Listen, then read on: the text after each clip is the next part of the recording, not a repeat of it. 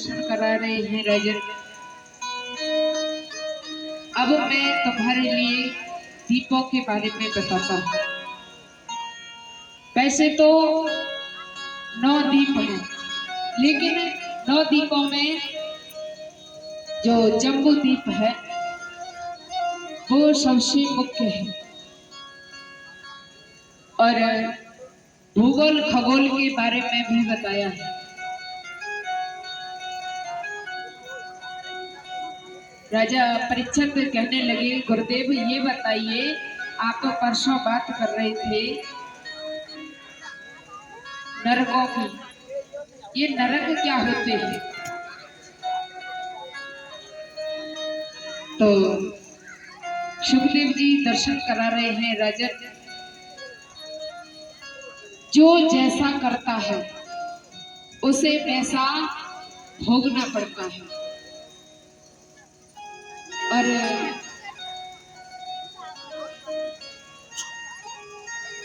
गोविंद ने बड़ी अच्छी व्यवस्था की है।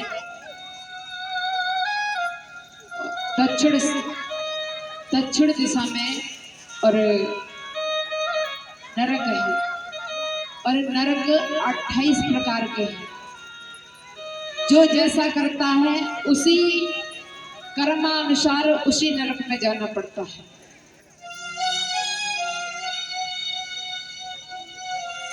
अगर कोई व्यक्ति किसी का धन चोरी करता है और किसी को ज्यादा सताता है, गरीबों को कष्ट देता है, उसके लिए रौरव नरक में जाना पड़ता है। और वहां पर जाकर के एक 100 योजन की तपती हुई भूमि है, और उस भूमि पर ऊपर से गरम गरम सूर्य की किरणें और नीचे से एकदम लाल रहती है जमीन, और उस जमीन पर उसको दौड़ाया जाता है। देखो, मर के तो यहीं से जाते हैं, मरना तो वहां होता नहीं है। और वहां पर ऐसे ही हजारों वर्ष तक ऐसे ही होते रहता है। लेकिन आजकल क्या कहते हैं, अरे कहीं नरक वरक नहीं होते, सब झूठ की बात है। अगर कोई झूठ की बात है तो एक कबूतर कहे आंख मीच करके और उधर से बिल्ली निकल के जाए, और आंख मीचले और कहे अरे कहीं बिल्ली बिल्ली नहीं है, लेकिन बिल्ली आएगी और उसका झपट्टा मारेगी और मरोड़ के खा जाएगी जब पता चलेगा। इसी प्रकार कहते हैं नरक नहीं है, लेकिन जब जाते हैं तब पता चलता है। अगर नहीं है तो इसी भारत भूमि में अगर कोई गलत कदम उठा करके देखो, और हमारी जो भारत सरकार है ऐसा दंड देगी कि पुरखा पानी पा जाएंगे जब पता चलेगा। ये कहने की बात नहीं है, सच है। और जो पुरुष लंपट पुरुष होते हैं और लंपट स्त्री होती है, उनके लिए कुंभी पाक नरक में जाना पड़ता है। और वहां पर जो पुरुष लंपट होते हैं उनके लिए नरक में ये व्यवस्था है कि स्त्री को, एक स्त्री होती है और उसको बना करके खड़ा कर दिया जाता है। वो इतनी तपी हुई होती है और उससे चिपकाया जाता है, लेकिन वहां मरना तो है ही नहीं है। हजारों लाखों वर्ष तक ऐसा होता रहता है। और जब याद करता है गोविंद को,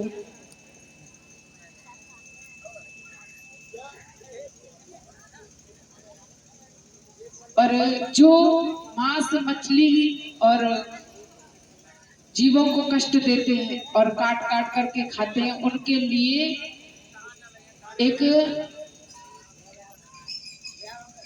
कुंभी नाम के नरक में जाना पड़ता है और वहां पर एक बहुत बड़ी कढ़ाई बनाई जाती है और उस कढ़ाई में खौलते हुए तेल में और उसे डाल दिया जाता है।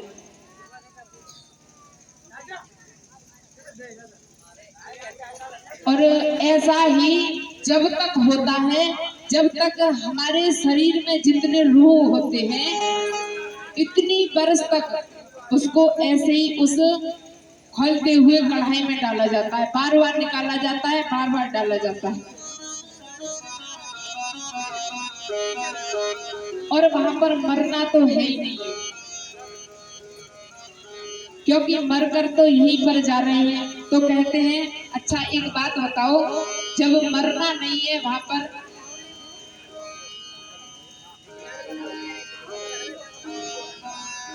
हम बहुत से बहस करते हैं कि जब हम यहीं पर मर के जाते हैं, हमारा शरीर जाता नहीं है और ये कहते हैं आत्मा तो अजर होती है, तो हमारे लिए कष्ट किसको मिलता है?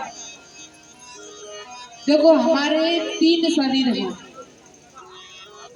एक स्थूल शरीर जो हमको दिखाई दे रहा है और एक कारण शरीर होता है, एक होता है सूक्ष्म शरीर। 3 शरीर मिलते हैं हमको। सूक्ष्म शरीर वो होता है जो हम सो जाते हैं और सोने के बाद में जब हम स्वप्न देखते हैं ना, जब हमारा स्थूल शरीर तो चारपाई पर लेटा हुआ है, तो जो हम सपने में देख रहे हैं कि हमको किसी ने बहुत मारा है, लेकिन हम तो उस चारपाई पर पड़े हैं, मारा किसको है? वही शरीर होता है सूक्ष्म शरीर, वही नरक को जाता है। और 28 प्रकार के नरकों की भगवान ने बहुत अच्छी व्यवस्था की है। अगर कोई नहीं मानता है या तो शास्त्रों की मानो, अगर शास्त्रों की नहीं मानेंगे तो शस्त्र की माननी पड़ेगी।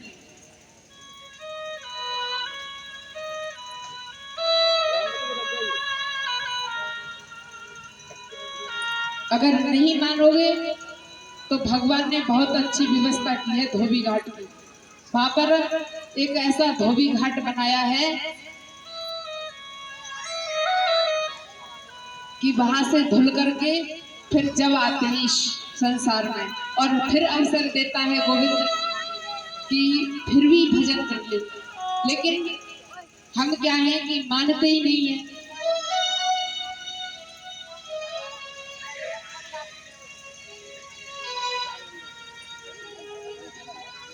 इस गोविंद के एक बार नाम लेने से, केवल एक बार नाम लेने से भक्त भवसागर से तर जाता है। कृष्ण कहने से तर जाएगा,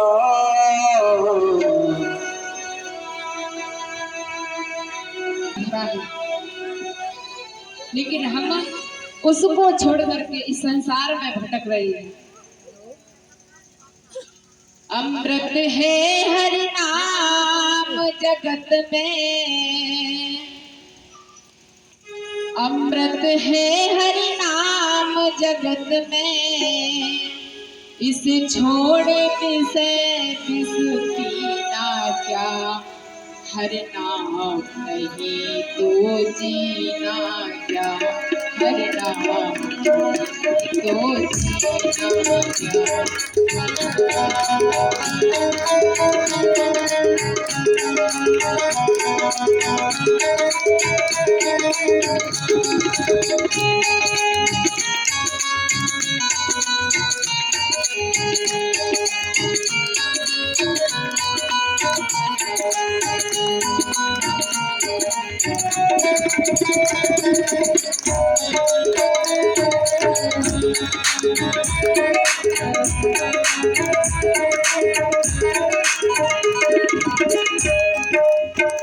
ये हमारे गोविंद का नाम बहुत तारण है,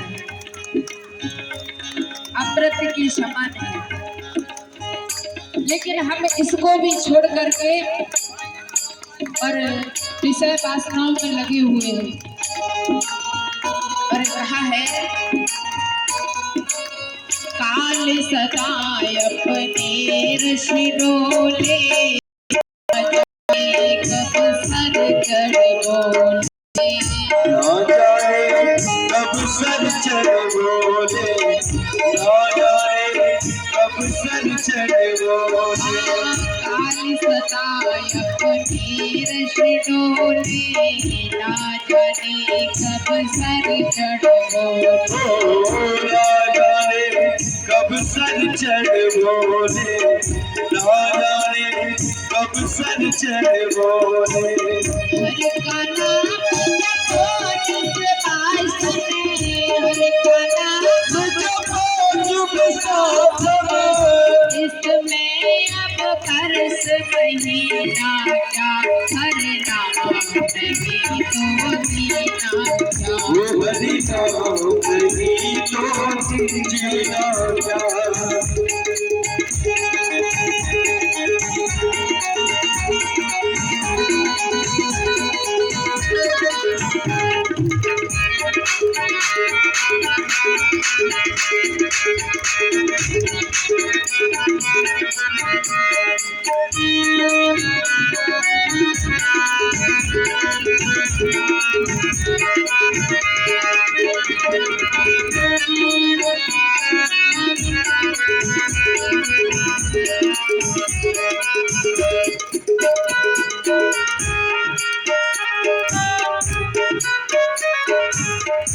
और कहते हैं, काल सदा अपने रस डोले, ना जाने कब सर चढ़ बोले।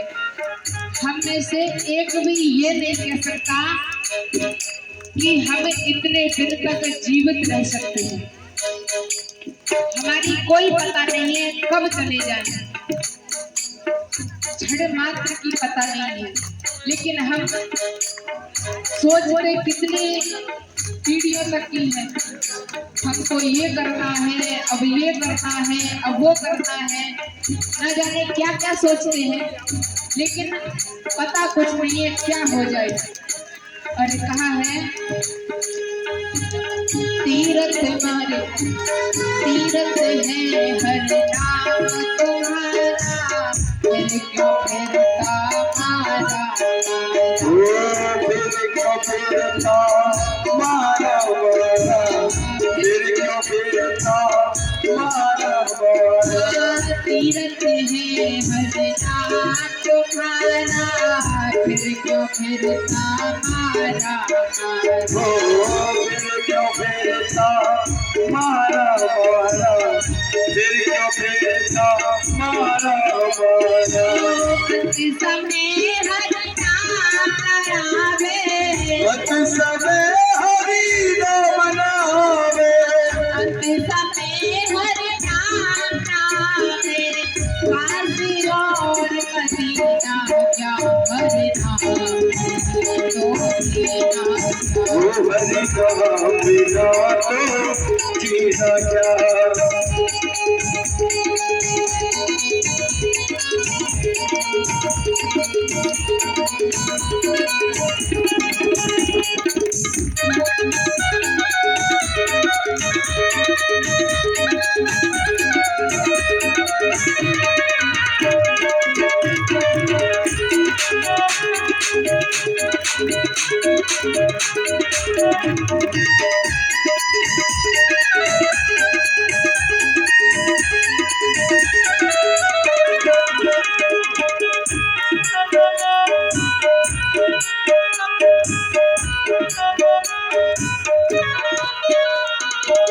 कहते हैं, तीरथ है हरि नाम तुम्हारा, फिर क्यों फिरता मारा मारा। अरे जब गोविंद का नाम इस जीवा पर आ जाए वही तीर्थ है। हम कहते हैं तीर्थों में जाएंगे तभी गोविंद का ध्यान करेंगे, लेकिन नहीं, जब गोविंद का स्मरण हो जाए वही तीर्थ है। हर समय गोविंद का ध्यान करते रहेंगे तो शायद अंत समय पर प्रभु का ध्यान आ जाए और हमारी मुक्ति हो जाए। तो कहा है,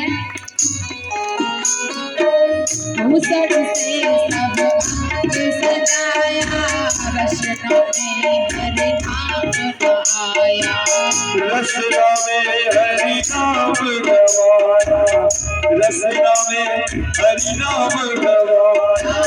भूषण से सब अंग सजाया, रसना में हरि नाम आया। रसना में हरि नाम गवाया, रसना में हरि नाम गवाया। हम अपने शरीर पर इतने आभूषणों को सजाते हैं, अपने शरीर को इतना सजाते हैं, लेकिन प्रभु का नाम जीवा पर नहीं आता। जब तक प्रभु का स्मरण नहीं होगा तो हमारा ये मनुष्य का शरीर बेकार है। भूषण से सब अंग सजाया, रसना में हरि नाम आया, रसना में हरि नाम गवाया, रसना में हरि नाम गवाया। देह बनी रहे जाए हमारी, देह बनी रहे जाए हमारी, घुटन और नहीं हरि नाम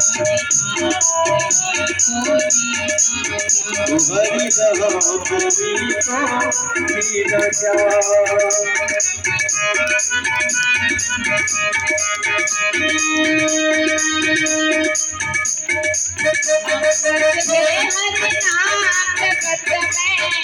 सुंदर है हरि नाम जगत में,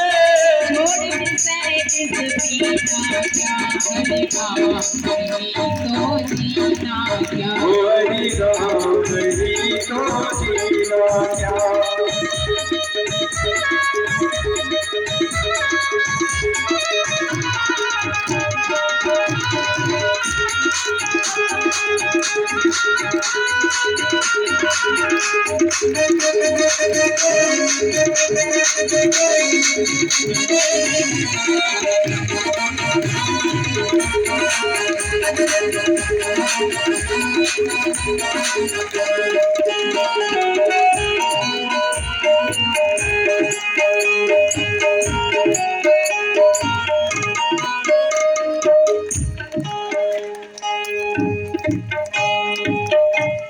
होली वृंदावन हरि लाल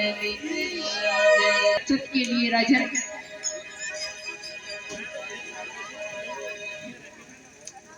मेरे गोविंद ने और जो भक्त इस भूमंडल पर आकर के और मेरा नाम जप नहीं करता तो उसके लिए मैंने बहुत अच्छी व्यवस्था कर दी। भैया थोड़ी शांति बनाएं। राजा परीक्षित के लिए अजामिल की कथा श्रवण कराने लगी।